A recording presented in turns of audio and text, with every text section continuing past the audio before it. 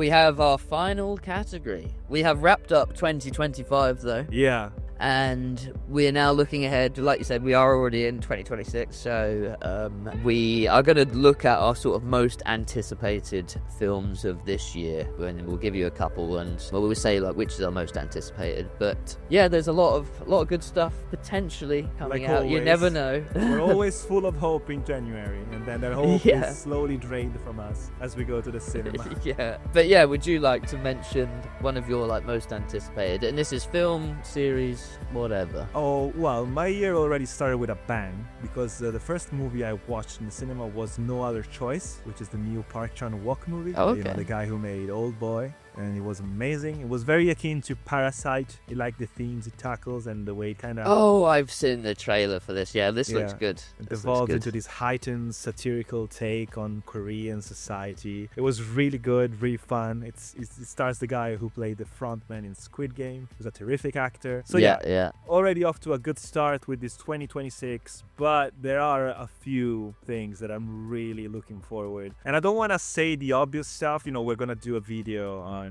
the Marvel stuff and all the superhero things, you know, like big superhero movies. You know, The Odyssey is probably one on our list. New Christopher Nolan movie for sure. I'm curious to see it. Yeah, The Odyssey is certainly on my list. I suppose, like, obviously, I'm anticipating it, and because you always got to watch like Nolan's film because it could be something great, it could be something decent, but they're always, at that level, so it's going to be entertaining. But the most recent trailer didn't look very good, and I agree.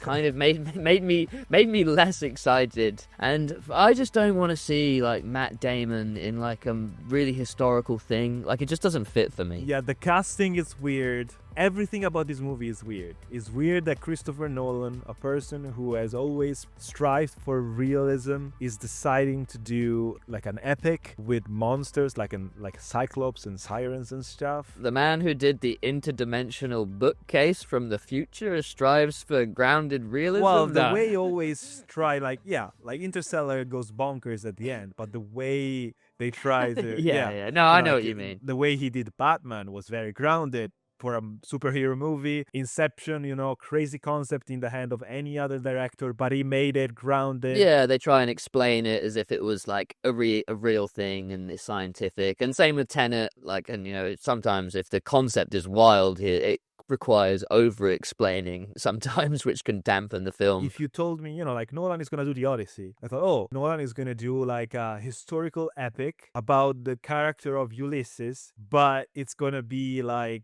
a retelling of the events of The Odyssey in a realistic way where you can see where like the myth, the events that became the legend, right? And that's what I would expect him to do. Yeah, for sure. Like, he fought like a big guy with an eye patch on, exactly. And that was the Cyclops. Like, yeah, I know, for real. But he decided to do the real, like, the real myth.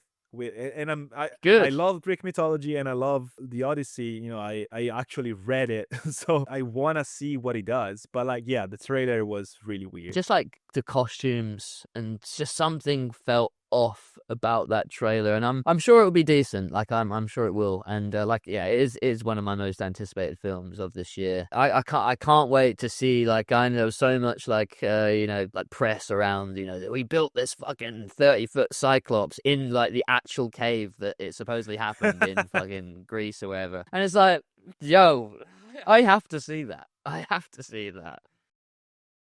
Another movie that I'm looking forward to, and I know you probably are too, is Werewolf, new Robert Eggers movie. Oh, damn. I didn't even put this in my list. I forgot about that. But yes, 100%. This is probably actually top of my list. I don't know why I didn't think of it. I assumed it wasn't going to be coming out this year. I thought it had another year. I saw it's on, maybe it's going to be delayed, but I'm pretty sure, like Nosferatu was 2 years ago now, so I know they've shot some of it because I saw some pictures of like Lily Rose Depp's character. But yeah, I think we kind of felt both similarly about Nosferatu. Like, it didn't blow us away. I liked it more than you. You did, okay? Like, yeah. I thought you did.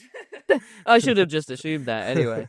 But goddamn, Robert Eggers just keep giving that guy money to make movies, because they're special and they're different. And even if, like, you know, it doesn't always like reach the heights of, you know, The Witch and The Lighthouse and etc., they're just so unique, and he's got such a clear, distinct voice. Yeah. He is the living, breathing example, as there are many others too, that when people are like, cinema is dead and, you know, there's nothing original anymore, it's like, well, no, there's people like him who are making great original stuff. Absolutely. Each film they do, and this one is so like right up my street. Yeah, hopefully it's gonna be great. I'm sure it will at least be fun and entertaining and unique. What else? Have you have anything? Or Well, yeah, like you touched on most of mine. I only had one other, and I'm very surprised that you mentioned it before. Like, you very briefly mentioned it when we were talking about something else, and I was like, oh, I wasn't even aware that you might have known this was happening, to be fair, but maybe we spoke about it. Okay. Is Zach Krieger's Resident Evil. Evil. Yeah. Yeah.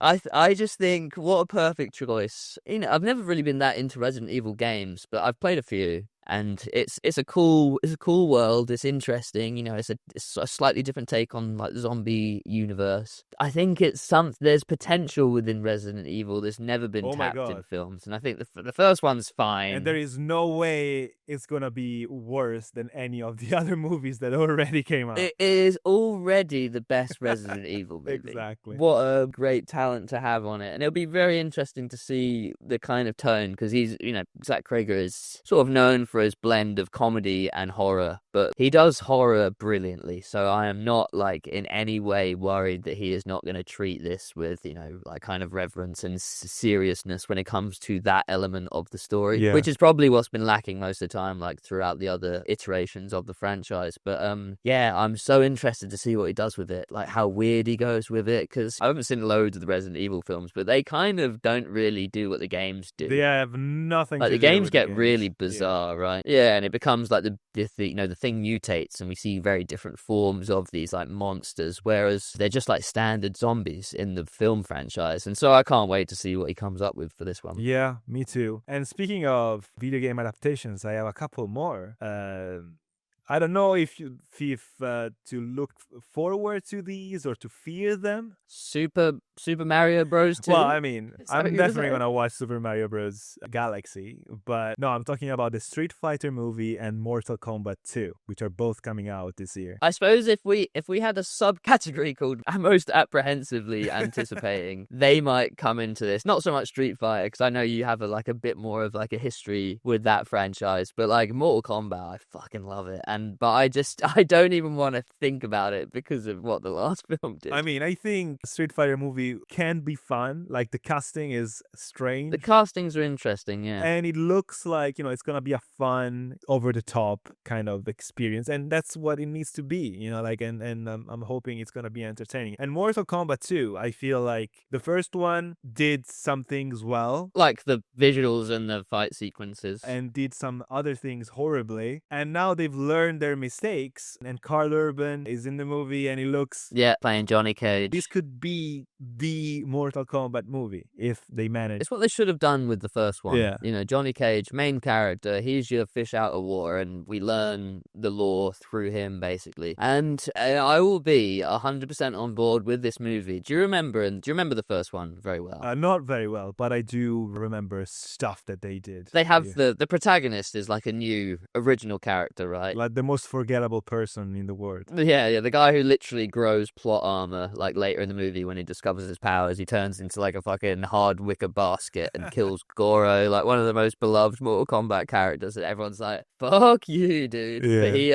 I know he's in the second one because I've seen him like little snippets of the trailer. If they fatality him, they kill him off at the beginning. In the opening sequence, I'm right on board, because then that will show that like whoever is writing this one, I don't know whether it's the same guy, they've listened and they understand that you made the most generic, boring new character within a franchise with like 50 something characters that you could have chose from that people like already. So yeah, I think it's fair to chuck it in there. I will certainly be watching it at cinema when it comes out, because I love Mortal Kombat. So nice. I have a few more that I wanted to mention. Don't know if you have anything else that you wanted to say. No, that was kind of my list, to be fair. It's I'm probably you're probably going to remind remind you of some other stuff that's coming out later this year that's going to be good. All right, so the trailer was recently released. Well, it's more of a teaser. And I was like, oh my God, this sounds fantastic. I don't know anything about this movie. I only know it's the new Alejandro Gonzalez Iñárritu movie Okay. starring Tom Cruise, and it's called Digger. Oh, I've heard of this. Yes, yeah, I've heard. This sounds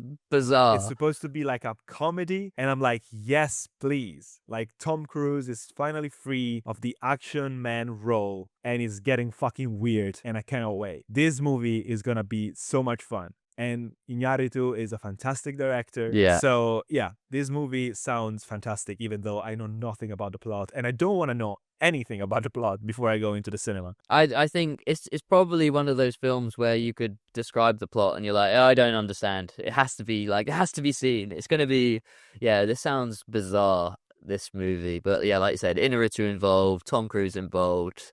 Already a level of expectation there. I am seated. Apparently Jesse Plemons is in it potentially as well. So another movie that I am seated for, but more like apprehensively, the movie Clayface. Okay, yeah, interesting. Yeah. Is this a DC Studios Flanagan project? So it's a DC Studios movie. James Gunn decided to make this Clayface movie because Mike Flanagan came to him with a script and he loved it, and it was like, let's make it. But then I guess the movie went through a few different rewrites and changes, but they're still making it. Flanagan is still attached to it, even though he's not directing. But yeah, Clayface is a great Batman villain. If they do a good movie, I'm interested in watching it. So yeah, Clayface, I guess. For sure. It's it'll be very interesting from like the set photos and things I've seen from it so far. It looks like they're doing like a Reeves Nolan style, more grounded Clayface, which I kind of hope isn't the case. Because I don't really know how you do necessarily a grounded Clayface without kind of completely changing the character. There's a few different versions of him in the comics, but yeah, I'd much rather have the gooey monster guy. Yeah, I feel like you've got to have that, because if he's just like a master of disguise, I feel like that might be slightly disappointing. But you lose some of it. My one of my good friends was an extra in a big club sequence in Clayface. Really? And so he got to see like a fair bit of what it's about, and he seemed to be he's saying, like, from what he saw, it looks very good. So nice. Yeah, again, probably wouldn't have it in my most anticipated.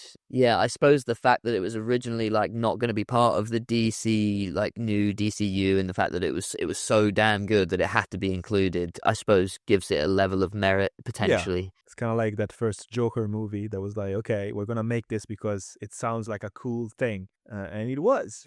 Yeah. That's probably like the perfect thing. If it could be like another Joker, you're just doing this side story that's kind of separate from everything else, and it's just this like really interesting villain character study. And it's really like, it's a very different style to what we've seen before in terms of like superhero films. So yeah, this does have potential to be quite good. Yeah. Another movie that I'm looking forward to, even though I don't know if it's going to be good or not, it's Disclosure Day, new Spielberg movie. Yes. Yeah. Interesting. Like, yeah, I only just recently like came across the trailer for this one, and I was like, Spielberg's making another Alien film. Like, why aren't more people talking about this? Yeah. It looks interesting. Good cast too. Good cast. So. Emily Blunt, always great. Spielberg back to sci-fi after, I don't know, maybe Minority Report was his last sci-fi. I'm not sure. I'm very curious. Maybe it's gonna be bad, but Spielberg movies are usually at least decent. So yeah. That's a good shout. I think that comes out actually not that long. Yeah, it's coming out soon. Next up, and I'm very surprised it wasn't on your list, it's Evil Dead Burn. I think I've done a very bad job at preparing my most anticipated list. I mean, this wouldn't probably be on my list, even if I was aware, because I really didn't like the last one. Okay, that's fair. What was the last one? Evil Dead Rise. Yeah. They switched the book out for like a vinyl, wasn't it? It was like a devil. And they were in the house, in that apartment building. Yeah. Yeah, and you had these annoying teenage kids who I just wished were killed straight away. They are. That's the great thing. They were killed. So they listened to you. Not quick enough. Yeah, so but again something that I definitely will watch because I'm. You know, it's like Alien. If it's a new Evil Dead thing, I'm gonna watch it. Yeah, So. yeah, you have to. Is it the same guy who did Evil Dead Rise? No, it's a new director with a Okay. name that I cannot pronounce. So Yes, Sebastian Vanecek. and then final movie that I wanted to mention is Coyote versus Acme. Okay. Do you know about animated, I assume. Yeah, I don't know about the film, but I'm aware of Coyote. The movie that was resurrected by the internet. This movie was shelved. Oh, really? They wanted to fucking throw it in the bin, did they? Yeah, and then like write it off as like a tax return thing. And this is in your most anticipated list, a film that was going to be a tax return write-off. Only because the internet complained so much that this movie was finally bought by another company and they are releasing it to theaters this year. And it would be so hilarious if after all the noise that was made on social media for this movie to be released, if it comes out and nobody fucking watches it. They probably won't, man. Let's be real. Oh, James Gunn's involved in it. Involved in the story and producing. Okay. Willy Coyote is suing Acme because of all the traps that he wanted to make to capture the Roadrunner. They blew in his face, quite literally. Right, okay. What a ridiculous premise. It sounds bonkers and I Yeah. want to watch it. And again, this movie would not be coming out if it wasn't for the noise that was made online. So I think it's our duty to now support it in some way by watching it. And then maybe it's bad and we realize why it was shelved. But at least we can decide for ourselves and it's not, fucking Warner Bros. Executives being like, okay, we're gonna get a new house. Yeah, I've just seen it's a company called Ketchup Entertainment who bought it There for you go. $70 million and to acquire the rights. And it's Ketchup Entertainment. I hope you've got a lot more money than that because you might be taking a loss on the old Wile E. Coyote movie. We'll see.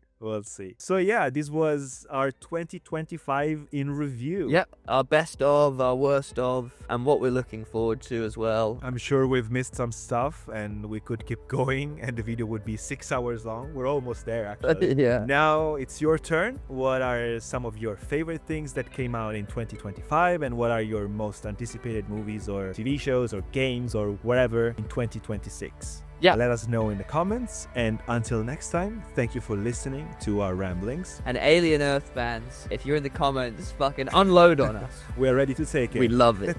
Welcome to the cult, guys.